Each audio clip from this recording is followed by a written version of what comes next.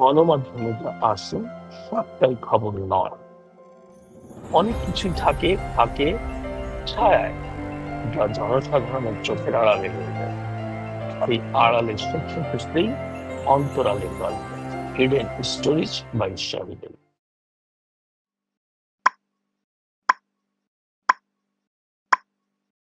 দর্শক, স্বাগত জানাচ্ছি অন্তরালের গল্পে। আপনাদের বলেছিলাম, খবর গণমাধ্যমে প্রচারিত বা প্রকাশিত হয় না, যে খবর সাধারণ পাঠকদের লোকচক্ষুর অন্তরালে থাকে, তা নিয়ে আমরা আলোচনা করব এই অন্তরালের গল্প। দর্শক, আজ এমন একটি বিষয় নিয়ে আমরা আলোচনা করব, যে বিষয়টি বাংলাদেশের গণমাধ্যমের জন্য একটি কালো অধ্যায়। যে অধ্যায়টি রচনা করেছেন এই অন্তর্বর্তীকালীন সরকার, অর্থাৎ এই ইউনূস জামানায় যে কালিমাটি গণমাধ্যমে লিপ্ত হলো, সেটি আহ গণমাধ্যমের কালো ইতিহাসে লেখা থাকবে সারা জীবন। দর্শক, আমরা মগের মল্লুক শুনেছি। সেই মগ দস্যুদের দস্যুপানা, সেই ভয়ঙ্কর মগ দস্যুদের দস্যুপানার শিকার হতে হবার গল্প আমরা শুনেছি। মানুষ সেই মগ দস্যুদের ভয়ে আহ কিভাবে তাদের মানে তারা সন্ত্রস্ত থাকতো, ভীত সন্ত্রস্ত থাকতো, সেই খবর আমরা জানি, সেই গল্প আমরা জানি। এবং মগ দস্যুদের সেই ভয়াবহতার নানা গল্প কাহিনী কিন্তু বিভিন্ন সময় আমরা শুনে আসছি। কিন্তু বাংলাদেশটাকে মবের দেশ, মবের মল্লুক বানিয়ে ছেড়েছে বর্তমান ইউনূস সরকার। অর্থাৎ মগের মল্লুকের ইউনূস ভার্সন হচ্ছে মবের মল্লুক। আমরা দেখেছি 2024 সালের 5 আগস্ট আওয়ামী লীগ সরকারের পতনের পর শুরু হয় এই মব সন্ত্রাস, যার ধারাবাহিকতা আজও চলছে। এবং এই ধারাবাহিকতায় আজকে সেই মবের মল্লুকে মব সন্ত্রাসের শিকার হলেন বাংলাদেশের 3জন গণমাধ্যম কর্মী, যারা বাংলাদেশের গুরুত্বপূর্ণ 3টি টেলিভিশন চ্যানেলের সংবাদকর্মী। যে সংবাদ কর্মীদের অপরাধ, তারা এই যে যে ইউনূস সরকার, এই সরকারের একজন উপদেষ্টা, যিনি সংস্কৃতি মন্ত্রণালয়ের উপদেষ্টা, সেই সংস্কৃতি উপদেষ্টাকে তারা প্রশ্ন করেছিল। সেই সংস্কৃতি উপদেষ্টার কাছে তারা 3টি প্রশ্ন রেখেছিল, যে প্রশ্নের উত্তর তারা চেয়েছিল গণমাধ্যমের একজন সাংবাদিক হিসেবে, এবং সেটি কিন্তু গোপনে চাননি তারা। তারা প্রকাশ্যে সংবাদ সম্মেলন করে সেই প্রশ্নগুলোর জবাব চেয়েছিলেন। এবং যে উপদেষ্টা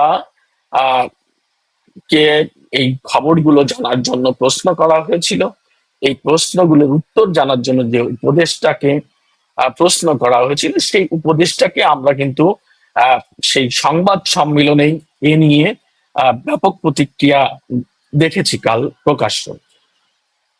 তো সেই উপদেষ্টা এই প্রতিক্রিয়া প্রকাশ করবার পর আবার তাদেরকে নতুন করে মব সন্ত্রাসের ভয় দেখিয়ে চাকরিচ্যুত করা হয়েছে। আমরা কিছু সোশ্যাল মিডিয়ায় এই মব সন্ত্রাসীদের পরিচালিত সোশ্যাল মিডিয়া হ্যান্ডেলে আমরা প্রথমে দেখলাম যে তাদের আইডেন্টিফাই করা হয়েছে, যেসব সাংবাদিকরা সচিবালয়ে এই উপদেষ্টাকে প্রশ্নগুলো করেছে।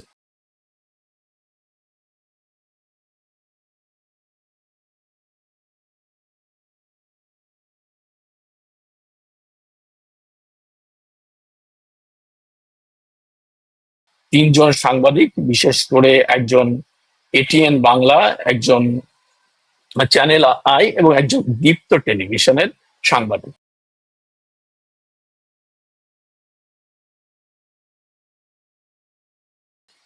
যারা এই উপদেষ্টাদের প্রশ্ন করেছে, এই উপদেষ্টাকে প্রশ্ন করেছিলেন যে বাংলাদেশের যে 1500 মানুষ জুলাই আগস্ট হত্যাকাণ্ডের শিকার হয়েছেন, সেই আহ, বিষয়টির তালিকা, সেই তালিকাটি তারা দেখতে চেয়েছেন।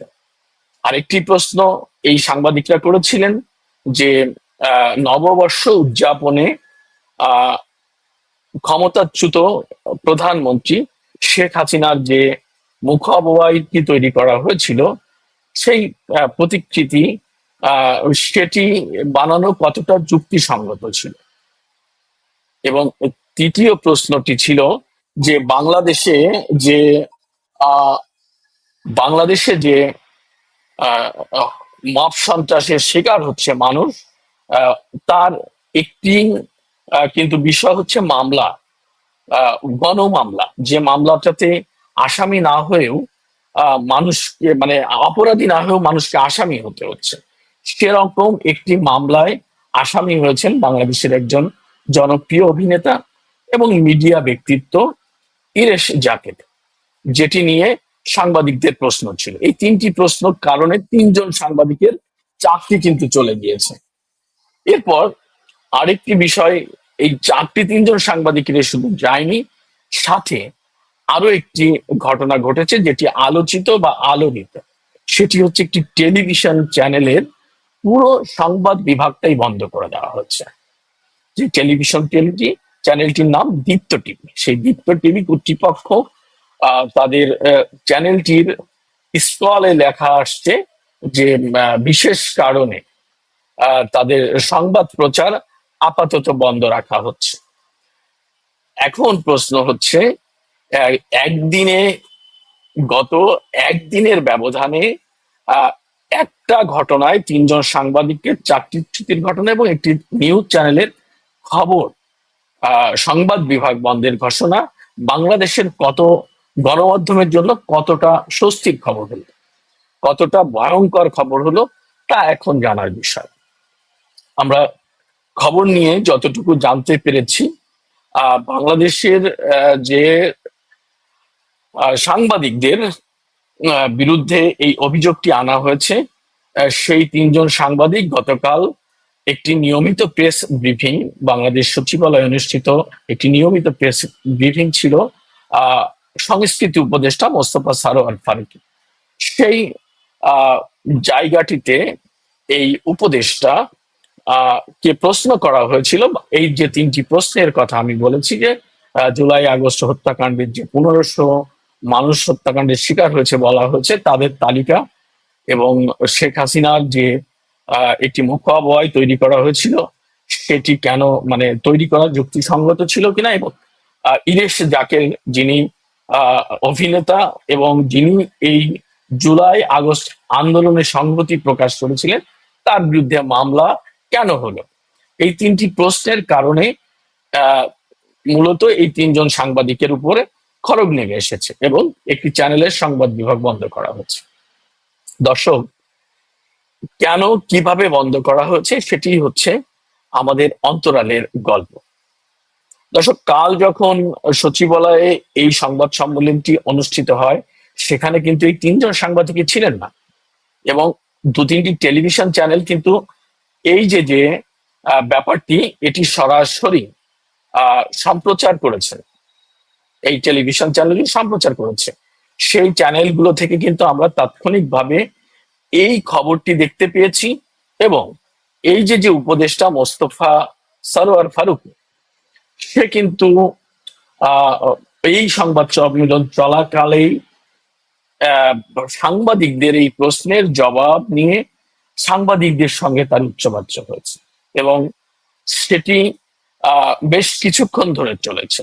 এবং তার কিছুক্ষণ পর, এই সংবাদ সম্মেলন শেষ হওয়ার কিছুক্ষণ পর, আমরা দেখতে পেয়েছি যে এই যে বৈষম্য বিরোধী ছাত্র আন্দোলন এবং ন্যাশনাল যে নতুন পার্টিটি হয়েছে, নাগরিক পার্টি, যেটি এই জাতীয় নাগরিক পার্টি যেটি হয়েছে, সেই পার্টির ফেসবুক পেজ থেকে এবং তাদের কিছু নেতার পক্ষ থেকে এই তিনজন সাংবাদিকের পরিচয় উন্মুক্ত করে, তাদের ছবি প্রকাশ করে, তাদেরকে ফ্যাসিবাদের দোসর আখ্যা দিয়ে কিছু পোস্ট করা হয়েছে, যে পোস্টগুলোতে একরকম এই গণমাধ্যমগুলোকে হুমকি দেওয়া হয়েছে যে ঘটনার কিছু মানে কয়েক ঘন্টা পর আমরা দেখতে পেলাম যে সেই তিনটি চ্যানেল, যে তিনটি চ্যানেলের সংবাদকর্মীরা এই প্রশ্নগুলো করেছিলেন, বিশেষ করে